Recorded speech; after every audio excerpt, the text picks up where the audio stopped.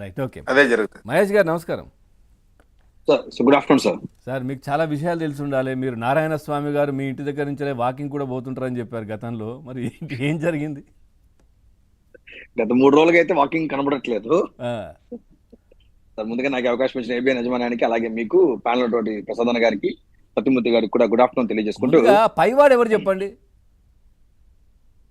వాళ్ళందరికీ పైవాడు ఒకటే సార్. వాళ్ళందుకే మీరు ఇందాక అన్నట్టు ఆ నేను పేరు చెప్పలేదు అని చెప్పడం కోసమే ప్రెస్ మీట్స్ పెట్టినట్టున్నారు అనే విషయం మీరు కూడా ఇందాక చెప్పారు. అదే కదా సార్ ఇప్పుడు ఒక చిన్న విషయం సార్ ఈ మన ఏదైతే ఈ యొక్క ప్రభుత్వం విచారిస్తుందో వాళ్ళకు ఉన్నటువంటి ఇంటెలిజెన్స్ కి, వాళ్ళు యూజ్ చేసినటువంటి టెక్నిక్ కి, వాళ్ళు యూజ్ చేసినటువంటి టెక్నాలజీకి వాళ్ళు ఏకంగా ఐఏఎస్నే వాళ్ళు పట్టేసుకున్నారు. ధనంజయ రెడ్డి గాని, కృష్ణమోహన్ రెడ్డి గాని, ఆ తర్వాత రాజ్ కసిరెడ్డి ఈజే అతను ఐటీ సంబంధించిన వ్యక్తి. ఇంకా చెప్పాలంటే ఎంత టెక్నికల్ గా ఉన్నా కానీ ఐఐటీస్ వాళ్ళని కూడా ఈ రోజు దీంట్లో పట్టుకున్నట్టు సందర్భం చూసాం. మోర్ దెన్ చెవిరెడ్డి భాస్కర్ రెడ్డి లాంటి మ్యానిపులేటర్స్ ను కూడా మనం పట్టుకోవడం చూసాం. ఇంతకంటే ఏంటంటే కర్త కర్మ క్రియ సెకండ్ గా ఉన్నటువంటి మిథున్ రెడ్డిని కూడా పట్టుకోవడం చూసాం.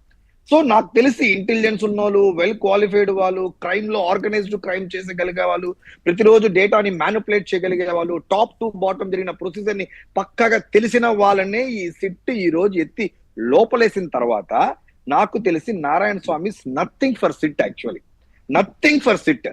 ఆయన దగ్గర నుంచి తెలుసుకోవడమో, తెలుసుకున్న తర్వాత నిర్ణయం తీసుకోవడం అంటూ ఏమీ లేదు.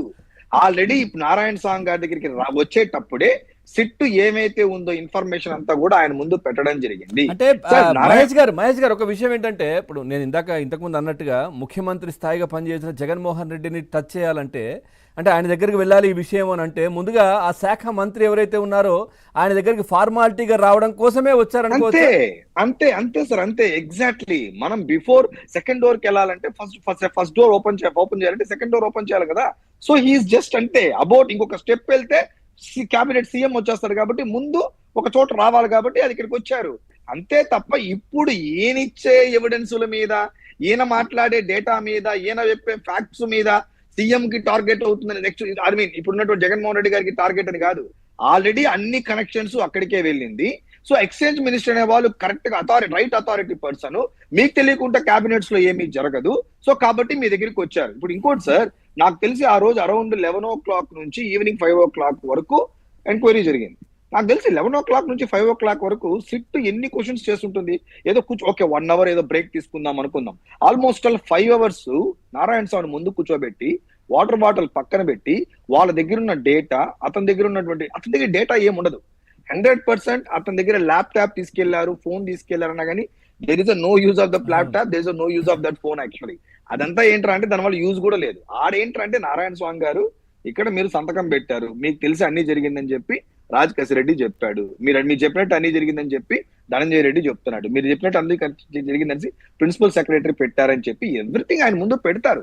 5 hours ఏం చేస్తారు సార్? కూర్చొని ఏమన్నా జస్ట్ ఏంటి సార్ నారాయణ స్వామి గారు బాగున్నారా అని అడగడం కూడా ఒక 2 minutes కంటే ఎక్కువ జరగదు కదా. సో 5 hours వాళ్ళు చాలా సీరియస్ డేటాని, సీరియస్ ఇన్వెస్టిగేషన్ ఏదైతే గతంలో చేశారో అవన్నీ కూడా ఆయన ముందు పెట్టడం జరిగింది.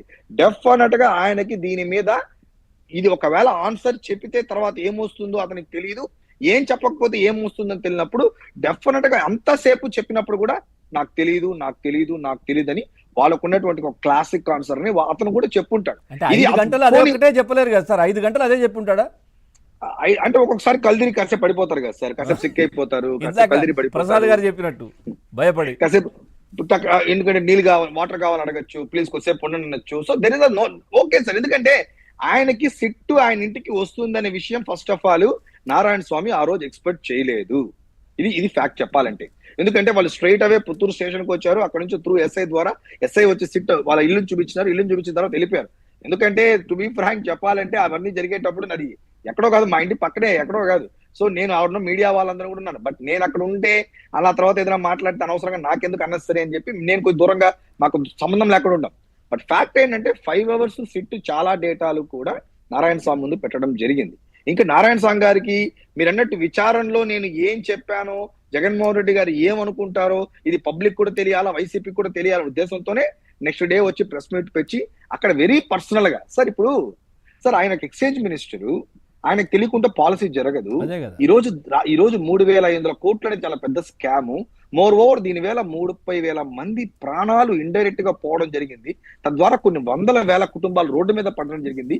ఎంత సీరియస్ ఇష్యూస్ ని ఐ మీన్ ఏదో ఒక క్యాస్ట్ కార్డ్స్ మీదనో లేకపోతే ఏజ్ ఫ్యాక్టర్స్ మీదనో దాని మీద తీసుకొని నన్ను కాబట్టే టార్గెట్ చేశారని చెప్పడం చాలా పొరపాటు సార్. ఇప్పుడు ఇప్పుడు ఇందాక అన్నట్టు మీకు తెలియదు, నన్ను బలవంతం చేశారు, నన్ను ప్రెషర్ చేశారు కాబట్టి నేను బెండ్ అవ్వాల్సి వచ్చింది. నేను మధ్యలో చెప్పాను, ఇంతమంది ప్రాణాలు పోతాంది, ఈ పాలసీ చాలా మందిని ఇబ్బంది పెడుతుంది అని నేను చెప్పాను, అయినా ఎక్కడ కూడా నా మాట కన్సిడర్ చేయలేదు అని నేను ఒప్పుకుంటే నాకు తెలిసి అట్లీస్ట్ ఇప్పుడు కొంత మంచి పబ్లిక్ లో ఒక మంచి ఒపీనియన్ వచ్చేది. సో అవన్నీ ఏమీ లేకుండా ఇప్పుడు కూడా బాస్ దీవెనలో కావాలా, ఇప్పుడు కూడా బాస్ లుక్స్ లో మనం మంచోళ్ళు అనిపించుకోవాలంటే చాలా పొరపాటు సార్. కాబట్టి నాకున్న ఇన్ఫర్మేషన్ ప్రకారం నారాయణ స్వామి దగ్గర information is nothing. Even sit కూడా నారాయణ స్వామి అనేది నథింగ్. నేను ఒకసారి వచ్చాను, నువ్వు ఆ రోజు ఏదో చెప్పారు, ఈ రోజు విచారణకు వచ్చాను, నెక్స్ట్ టైం వచ్చినప్పుడు మీరు విజయవాడకు రావాలన్నారు. నా లెక్క ప్రకారం నెక్స్ట్ విజయవాడకు వచ్చినప్పుడు అరెస్ట్ చేసి తీసుకెళ్లి లోపల పెడతారు, దాంట్లో డౌట్ అయితే లేదు. ఇక్కడ నారాయణ స్వామి చెప్పిన ఎవిడెన్స్లు, ఫ్యాక్ట్లు, డేటాల మీద సిట్టే తెలట్లేదు. ఈ సిట్ నేను అదే అంటున్నాను, మనం ఈ సిట్ ని చాలా అభినందించాలా. ఎందుకంటే ఇంత క్లాసిక్ గా వాళ్ళు చేసినటువంటి ఏదైతే ఇంట్రాగేషన్ ఉందో చాలా బెస్ట్.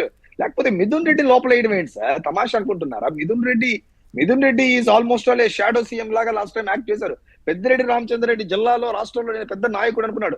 వాళ్ళ కొడుకుని సుప్రీం కోర్ట్స్ వెళ్ళినా కానీ ఇంతకుముందు మన సత్యమూర్తి సార్ గారు చాలా బాగా చెప్పారు. చెప్పాలంటే ఎంత point to point, step by step procedure, ఎవరెవరిని ఎక్కడ లాక్ చేశారు, ఎవరెవరిని ఏం తీసుకొచ్చారు, ఈవెన్ సాఫ్ట్వేర్స్ ని ఏది వాళ్ళు అవుట్డేట్ చేశారు, అన్ని కూడా అంత ఎవిడెన్స్ యాజ్ ఏ అనలిస్టులు వీళ్ళకే ఇంతున్నప్పుడు SIT can do more than this కదా. ఇంతకంటే ఎక్కువ ఎవిడెన్స్ వాళ్ళ ముందు పెట్టినప్పుడు నారాయణ స్వామి అంతా ఏం చేయగలుగుతాడు సార్?